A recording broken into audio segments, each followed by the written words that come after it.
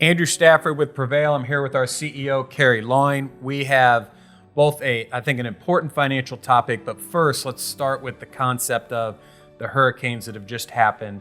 And our thoughts and prayers go out to all of the families, everyone that's affected, whether you live there. I think a lot of people know people that are from there. You actually have a house down in South Florida as well. And so the impact is not just across the coast in the southern part of the United States, but it's really hit everybody. So our thoughts and prayers go out just to the recovery and all the things that have happened.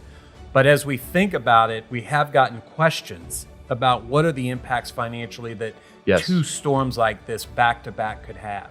So Kerry, talk a little bit about that. Well, there's another storm that's not been named out there as well. So we may not be done. 75% hurricane season's over. So we're going to take this topic today.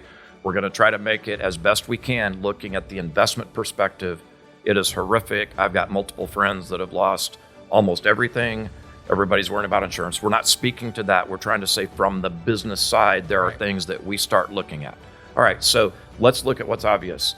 There's a certain amount of building materials that are consumed in houses that are being built and remodeling. Clearly, that's going to happen in that area. So what we'd look at is we would consider things like Builders.com, Home Depot, Love's. There's a whole Lowe's, not Love's. Love's. Yeah.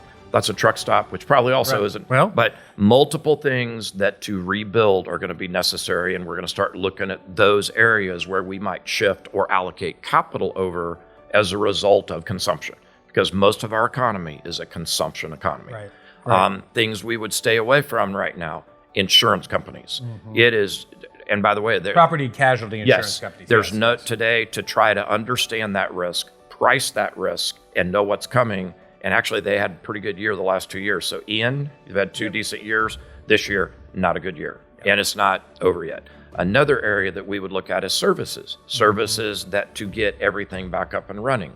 Another one that might be kind of hard would be exposure to utilities in that area, because a lot of utility companies are going to be spending a ton of money to get everything back up and going. Right. So we look at the investment thesis of one in cycles that are good and bad. Where do we find value? Where do we understand investments? Where do we understand consumption?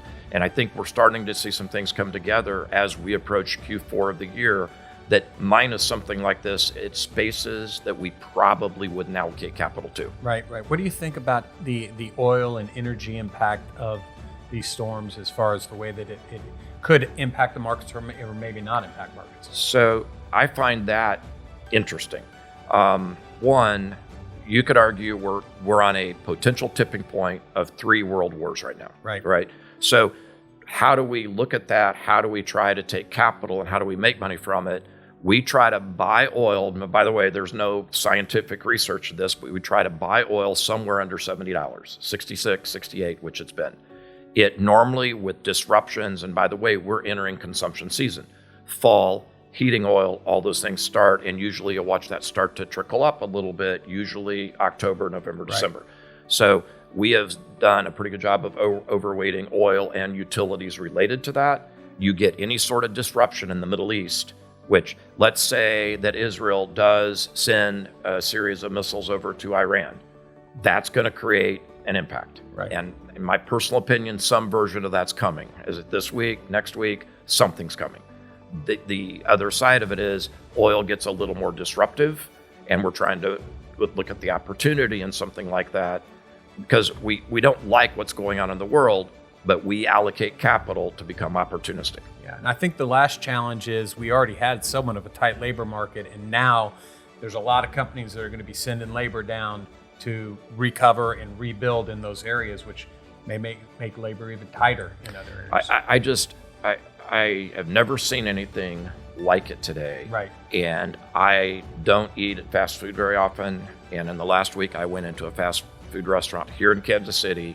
Apply now $16 an hour. Unbelievable. And you can't be selling the kinds of products that they're selling at that labor rate. So I think we're going to be in a sustained high level of employment. I don't see that normalizing with the signs that are there. Some of it is the expansion. Some of it is a lot of other things. But anytime you take a portion of our labor and move it to do something else, then there's a gap. Right. You know, in our own company and multiple businesses that we run, how much more we've had to pay in the last 24 months compared to before. I would say as we've added positions, in a lot of cases, it's gone up by 25%. Yeah. And so I think it's real. I think it's going to be here. I don't think we're going to see unemployment in the kind of high levels that we have had. I think it's going to stay at a historic low.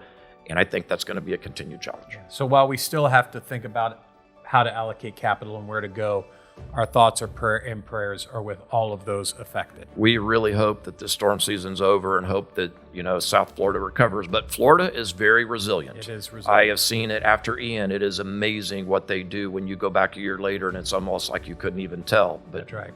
A very rough 2 weeks. That's right.